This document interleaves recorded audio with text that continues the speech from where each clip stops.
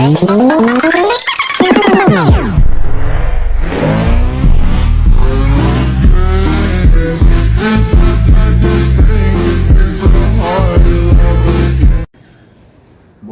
et bonsoir très chers abonnés de la chaîne Fast Consulting.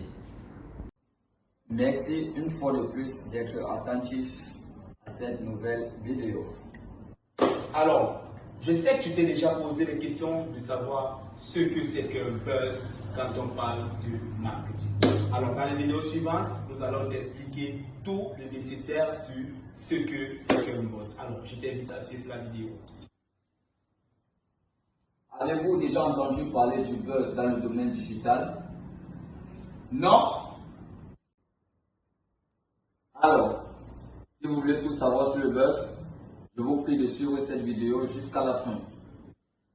Alors, c'est une situation qui bourdonne souvent dans l'oreille. C'est quoi le buzz? C'est quoi le buzz? C'est quoi le buzz?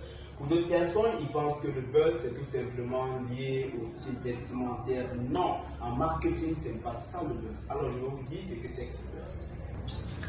Alors, je vais vous définir le buzz. Le buzz renvoie tout simplement à des vidéos ou à un ensemble de photos qui soient populaires et qui peut être distribuées en si peu de temps. Alors, vous vous posez la question à savoir comment est-ce qu'en si peu de temps, des vidéos ou des photos se font diffuser et touchent un grand public. Je vais vous dire pourquoi est-ce que et comment est-ce que vous pouvez faire pour réaliser ce type d'exploit. De rendre votre vidéo ou de votre photo une photo vraiment percutante en si peu d'espace. Alors, écoutez cette vidéo jusqu'à la fin pour comprendre une seule stratégie pour rendre votre image très populaire et en si peu de temps. Merci. Cependant, nous pouvons nous poser une seule et unique question, à savoir, comment rendre une image ou bien une vidéo populaire en si peu de temps? Alors, je peux vous dire avec certitude, il n'y en a pas deux qu'une stratégie efficace liée au marketing digital. Il faut cependant maîtriser les réseaux sociaux, à savoir Facebook, Instagram, TikTok et bien d'autres. Alors, nous avons parlé aujourd'hui du fait de pouvoir rendre une image populaire à travers les réseaux sociaux. Alors, comment faire cela? Nous allons aujourd'hui détailler en quelques petits points comment faire en sorte que notre vidéo soit populaire sur les réseaux sociaux. J'espère que nous sommes ensemble, chers amis.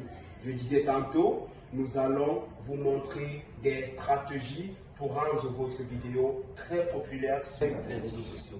Alors, je disais tantôt, nous allons présenter des éléments clés et terre à terre sur le comment rendre populaire votre photo ou votre vidéo sur les réseaux sociaux, bien sûr. Donc, on parlait aujourd'hui de la théorie du théorème du buzz. Effectuer un buzz, c'est le fait de pouvoir toucher plusieurs personnes en si peu de temps sur les réseaux sociaux. Alors, comment est-ce que cette pratique est bien possible? Sur le marketing digital, il est important d'effectuer des stratégies, oui. Comment faire l'élaboration des stratégies pour pousser votre image ou votre vidéo sur les réseaux sociaux. C'est la principale question.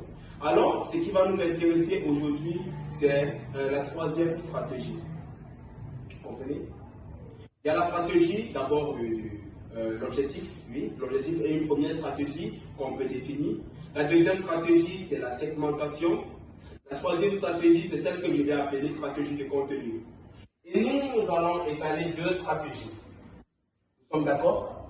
Nous allons étaler deux stratégies, notamment la stratégie de segmentation et la stratégie de contenu. Qu'est-ce qu'une stratégie de segmentation et qu'est-ce qu'une stratégie de contenu? Nous allons voir tout cela dans les détails. Alors, chers amis, nous allons, comme nous le disons, exposer ces deux théorèmes. Le premier théorème sera du fait de présenter tous les éléments liés à la segmentation de marché. Le deuxième théorème sera de présenter tout ce qui renverra à l'élaboration d'une stratégie de contenu. Parce que nous allons élaborer deux stratégies pour permettre que nos vidéos ou nos photos touchent un grand nombre de publics en si peu de temps. ou en autre terme, qu'il soit populaire en si peu de temps. Nous rappelons que l'avantage du marketing digital ici, c'est le fait qu'il puisse toucher des personnes sur un très large espace. Vous voyez? Donc je peux être au Cameroun et je cible des personnes qui sont hors de mon continent. Je peux cibler tout mon continent si je veux. Je peux cibler toute la planète Terre si je veux. Voilà l'avantage du marketing digital. Et ensemble, on comprend à quel fait il puisse être très rapide. Comprenez? Il peut être très rapide. Alors, il ne suffit pas juste de faire quelque chose comme ça, comme publicité, et dire bon, ça a des résultats. Non. On doit respecter d'abord notre stratégie de segmentation et enfin notre stratégie de contenu. Ici, ça va nous permettre de rendre populaire notre image ou encore notre vidéo que nous souhaitons faire toucher par un public en si peu de temps. On se comprend? La vidéo ou la photo que j'aimerais que les personnes interagissent avec, n'est-ce pas? J'aimerais que ces images touchent un si large public en si peu de temps. Pour ce faire, il faudrait que je définisse bien qui est cette personne qui sera touchée par cette photo ou par cette vidéo. Et ensuite, on va définir notamment notre contenu. Voilà en fait ce que ça signifie. Alors, dans la suite, nous allons parler de la segmentation. Et cependant, vous vous posez toujours la question de savoir comment faire pour réaliser cela. En gros, mes amis, nous allons parler de quelque chose de très important. Et il s'agit ici de la segmentation.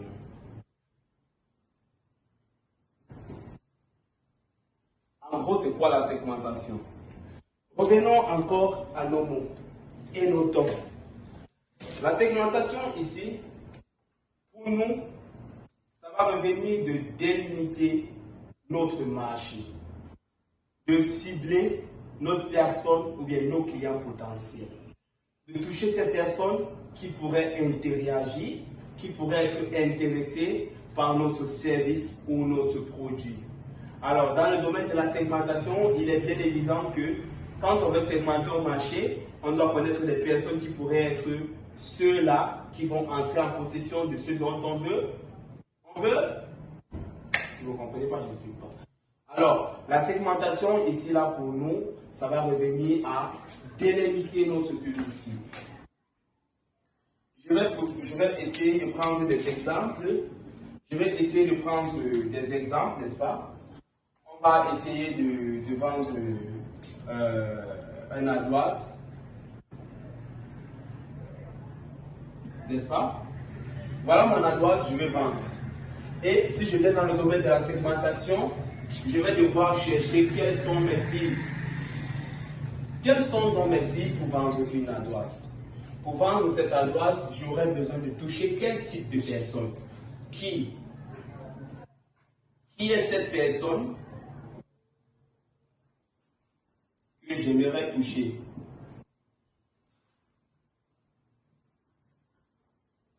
Alors, il faut se poser cette question, celle de savoir qui est cette personne que vous aimeriez toucher avec votre publication. Alors, quand vous allez trouver cette réponse à cette question, il reviendra pour vous de faire tout simplement soit un mindstorming, soit un brainstorming. Ça veut dire, si je veux parler du mindstorming, je vais notamment lister 20 éléments qui seront pris comme massifs. Si je veux parler du brainstorming, je vais noter avec mes amis, ça veut dire on peut s'asseoir autour d'une table, X, Y, Z, T et U. Ensemble, on donne des idées, 1, idée 2, idée 3, idée 4, idée 5, ainsi de suite, ainsi de suite. Et je vais devoir retenir la meilleure. Alors si je vais faire un mind, ce que je vais pouvoir faire pour vendre un AdWords, ou bien c'est une AdWords, je vais commencer par toucher les parents d'élèves. Bon, bref, je vais d'abord toucher tous les parents. Parce que je ne peux pas toucher un public des enfants qui ont moins de 14 ans. Ils n'ont pas de téléphone, on est clair, n'est-ce pas? Donc je vais toucher les parents déjà. Et quand je touche les parents, je viens en plus détail. Je vais toucher les parents les enfants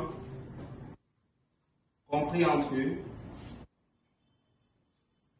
2 et 9 ans ou à 12 ans.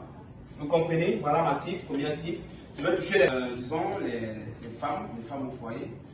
Les femmes, bref, les femmes totalement, parce que ça peut arriver que on ait un groupe, peut-être, quand je parle des parents, ici on va prendre sur les classes plus complexes, les groupes des personnes divorcées, au concubinage. Donc il est important de savoir qu'on va toucher les femmes. Vous comprenez? Après cette cible, je vais toucher les écoles. Les écoles primaires. Bon, vous voyez que ça devient encore un peu plus explicite. Alors, si vous voulez vendre un laptop, vous connaissez à quel type de personnes vous devrez vous adresser. Aux personnes qui s'intéressent à Internet, les créateurs, les designers, les marketeurs et bien d'autres. Les directeurs, les managers, voilà, les managers et bien d'autres. Donc voilà un peu ma cible, elle est un peu plus claire quand on fait ainsi. Point encore, je vais revenir dessus concernant la segmentation. Sur la segmentation, nous allons parler également de l'audience que nous aimerons cibler. Qui est cette personne vers qui je dois m'adresser avec mon message, avec ma publicité? Qui est-ce que je vais toucher? Qui est-ce que je dois décider de captiver? Voilà un peu avec le secteur de la segmentation. Donc dans la segmentation, je dois savoir vers qui je dois m'adresser. Je dois savoir qui est-ce que je vais captiver. Je dois savoir qui est-ce que je choisis de toucher avec mon message, n'est-ce pas? Dans la segmentation, vu que nous avons parlé des avantages de la vente en ligne, oui, nous pouvons cibler un nombre de personnes sur un très grand espace. Voilà, si je vais faire une segmentation sur 3 axes, on aura l'arbre démographique, on aura une segmentation par intérêt, on aura une segmentation par comportemental. Ça veut dire, je suis en mesure de prendre en fonction d'un produit, savoir qui est-ce que je veux toucher. Vous comprenez? Je dois connaître effectivement la personne vers qui je dois m'adresser pour pouvoir faire parvenir le message de ma campagne publicitaire lancée. Alors, sur la segmentation, qu'est-ce qu'on peut dire? Lorsque vous avez lancé une campagne et que la segmentation a été mal définie, alors il est évident que nous soyons dans une perte totale. Parce que si nous avons défini une cible qui ne correspond pas au message passé, alors je crains que notre message ira dans les bras de celui qu'on attendait. Si je veux lancer une formation sur les techniques de vente en ligne complète, ça veut dire que j'ai besoin de cibler un type de personne spécifique. Alors, quand je décide de toucher ce type de personne, si je ne choisis pas effectivement le type de personne qui devrait être intéressé par ma formation, il est très bien clair que la formation ira dans une chute. Parce que ça va s'adresser à qui? À la mauvaise personne.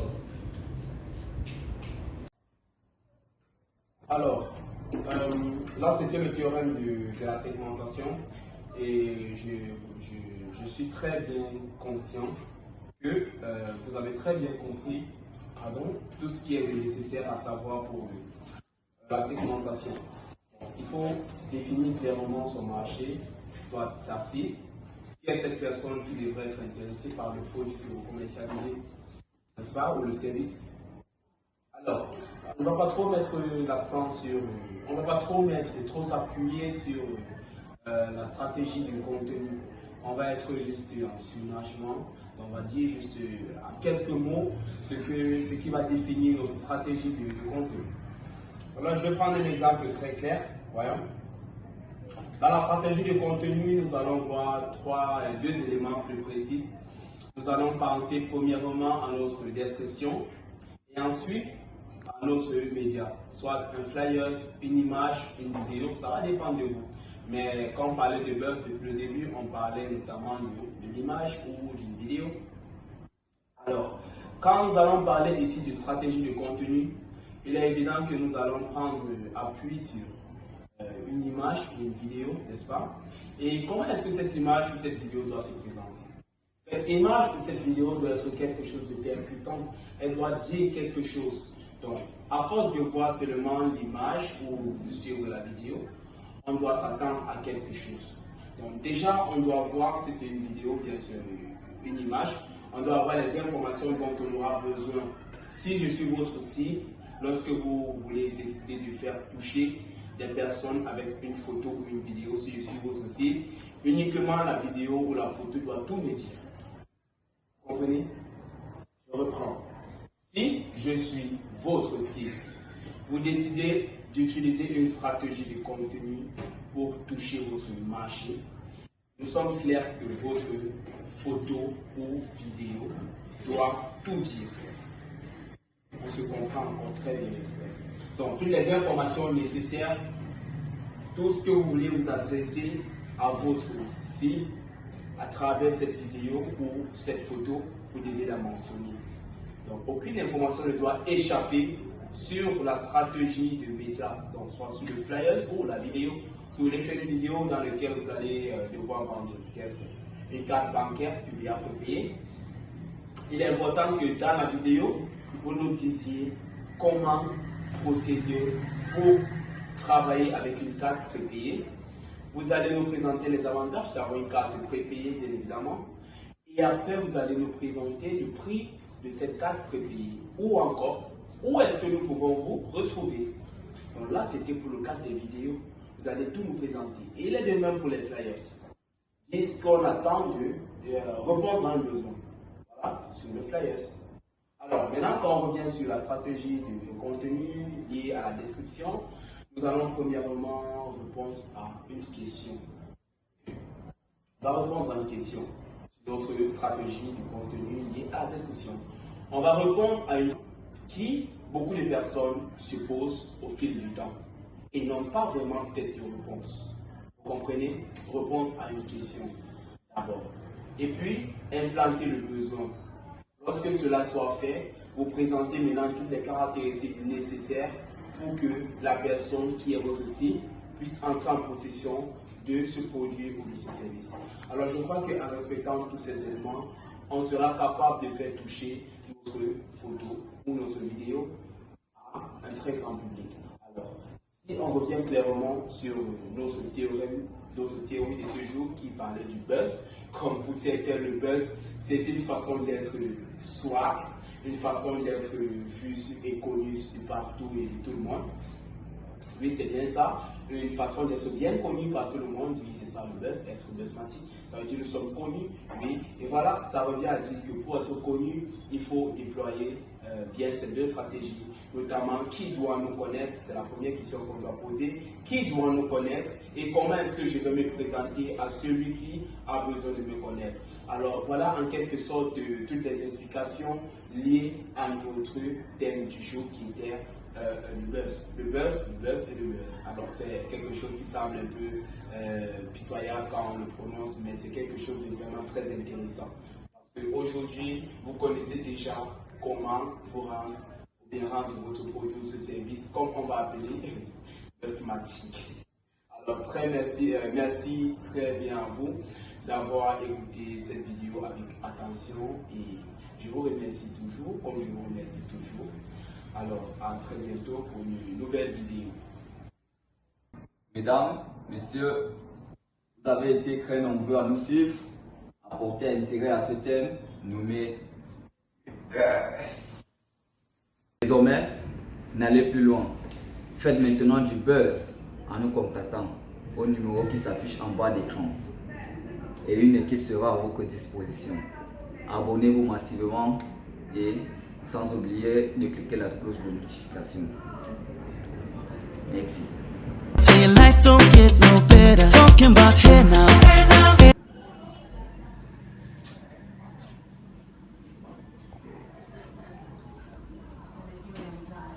Réalistique, réalisable, mais c'est ok pour vous de service. Objectif réalisable.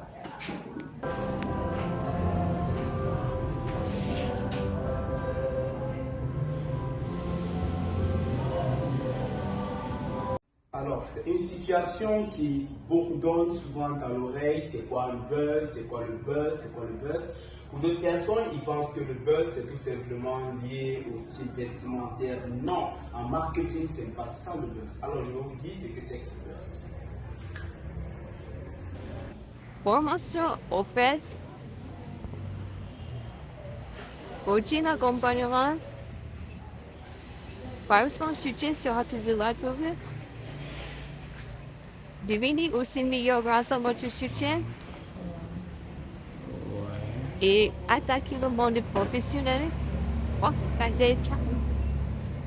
Merci et à très bientôt.